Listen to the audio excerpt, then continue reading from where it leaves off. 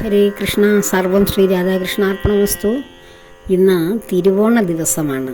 നമ്മുടെ ഭഗവാൻ മഹാബലി ചക്രവർത്തിക്ക് അവസാനമായി അദ്ദേഹത്തെ ബാധിച്ചിരുന്ന ആ അഹം എന്ന ആ ബോധം അതും കൂടി ഇല്ലാതാക്കി മഹാബലിയെ ഭഗവാൻ കാവൽ നിൽക്കുന്ന സുതലത്തിലെ മഹാരാജാവായി വാഴിക്കുകയും അടുത്ത മന്വന്തരത്തിൽ ദേവേന്ദ്രനായി അലങ്കരിക്കുവാനുള്ള അവസാനത്തെ ആ തടസ്സവും നീക്കുവാൻ വേണ്ടിയും ഭഗവാൻ വാമനനായി അവതാരം ചെയ്ത ആ വാമനമൂർത്തിയുടെ ജന്മദിനമാണ് തിരുവോണമായി നാം ആചരിക്കുന്നത്. തിരുവോണ ദിവസം വാമനമൂർത്തിയായ ഭഗവാനെയാണ് നാം ആരാധിക്കേണ്ടതും പ്രാർത്ഥിക്കേണ്ടതും. ഭഗവാന്റെ ജന്മദിനമാണ് തിരുവോണ ദിവസം.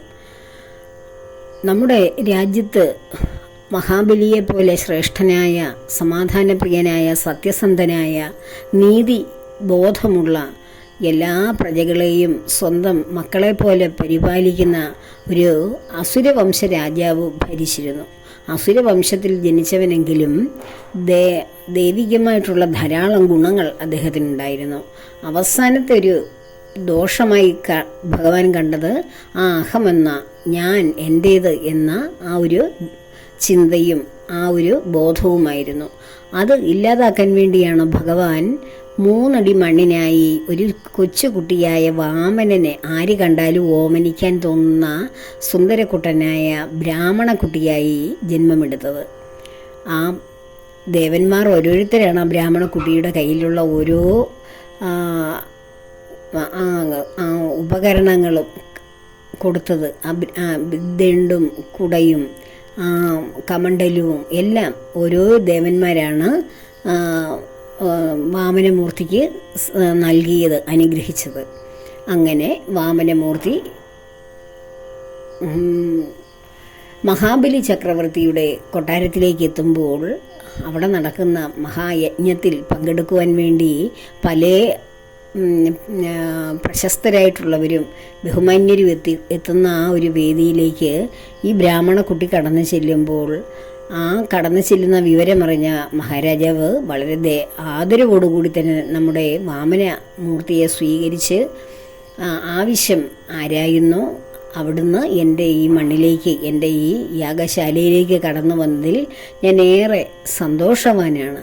എന്താണ് അങ്ങയുടെ ആഗമന ഉദ്ദേശം എന്ന് ചോദിക്കുമ്പോൾ, എനിക്ക് സ്വസ്ഥമായിരുന്ന് തപസ്സനുഷ്ഠിക്കുവാൻ 3 അടി മണ്ണാണ് ആവശ്യം എന്ന് പറയുമ്പോൾ ആശ്ചര്യപ്പെടുകയാണ് മഹാബലി. ഈ ഭൂമിയിലെ ഏക അധിപതിയായി, ചക്രവർത്തിയായി ഞാൻ വാഴുമ്പോൾ എനിക്ക് അങ്ങയ്ക്ക് തരാൻ പറ്റാത്ത യാതൊന്നുമില്ല. അങ്ങ് എന്തു ചോദിച്ചാലും ഞാൻ തരും. എൻ്റെ രാജ്യം വേണോ അതും അങ്ങക്ക് ഞാൻ തരാം.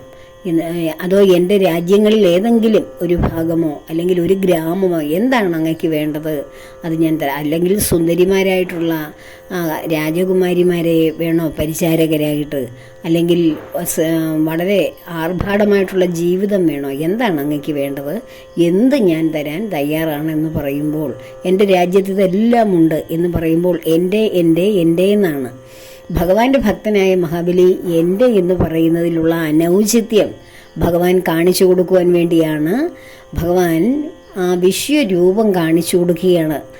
ഭഗവാൻ പ്രപഞ്ചത്തോളം വളർന്ന ആ വിശ്വരൂപം കാണിച്ചു കൊടുക്കുമ്പോൾ മഹാബലി ആ പത്മപാദങ്ങളുടെ ഒരു ചുവട്ടിൽ ഒരു ഉറുമ്പോളം ചെറുതാകുകയാണ് ചെയ്യുന്നത്.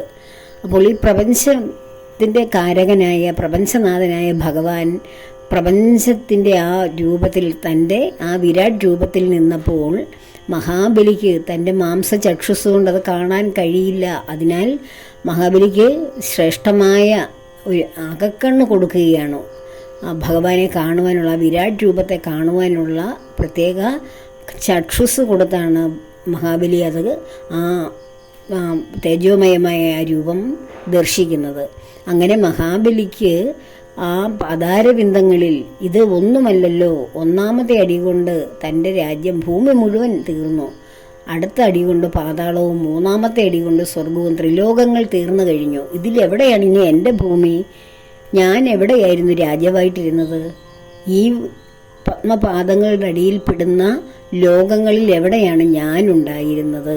എവിടെയും ഞാനില്ല, കാണുന്നതെല്ലാം ഭഗവാൻ മാത്രമാണ് എന്ന പരമാർത്ഥമായ സത്യം മഹാബലിയെ മനസ്സിലാക്കി ആ അഹംബോധത്തിൽ നിന്ന് മഹാബലിയെ രക്ഷിച്ച് അദ്ദേഹത്തിന് ശ്രേഷ്ഠമായ സ്ഥാനം നൽകുവാൻ വേണ്ടിയാണ് വാമനമൂർത്തി ഭൂമിയിൽ മഹാബലിയെ അനുഗ്രഹിക്കുവാൻ വേണ്ടി അവതാരം ചെയ്തത്. അല്ലാതെ നമ്മുടെ പുരാണങ്ങളിൽ ഞങ്ങളെയൊക്കെ വളച്ചൊടിച്ച് ആരുടെയൊക്കെയോ ഇഷ്ടത്തിന് വേണ്ടി തെറ്റായി ചിത്രീകരിക്കുന്ന മഹാബലിയെ ചവിട്ടി താഴ്ത്തി, അതും പാതാള ലോകങ്ങളിലേക്ക് എന്നൊക്കെ പറയുന്ന ആ വലിയ വലിയ തെറ്റുകളൊന്നും ഇനിയുള്ള തലമുറകൾ ഗ്രഹിക്കാതിരിക്കട്ടെ.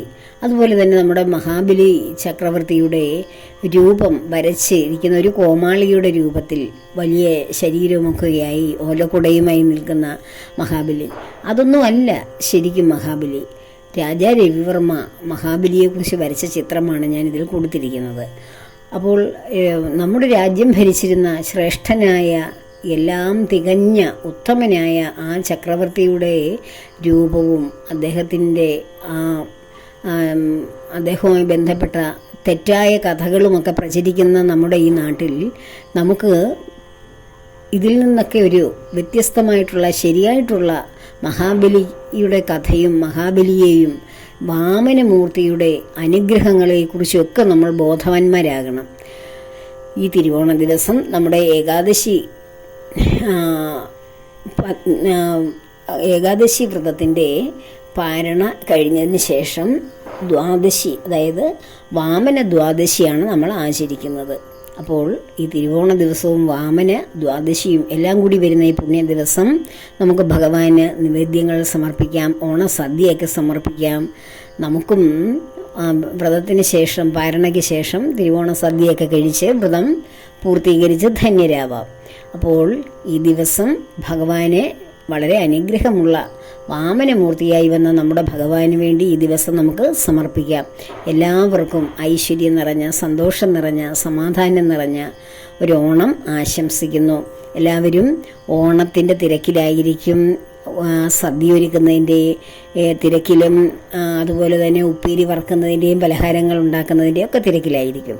ഞാനും ഉപ്പേരികളൊക്കെ വറുത്തു, അതുപോലെ തന്നെ ഉണ്ണിയപ്പമൊക്കെ ഉണ്ടാക്കി ഭഗവാനൊക്കെ സമർപ്പിച്ചുമില്ല.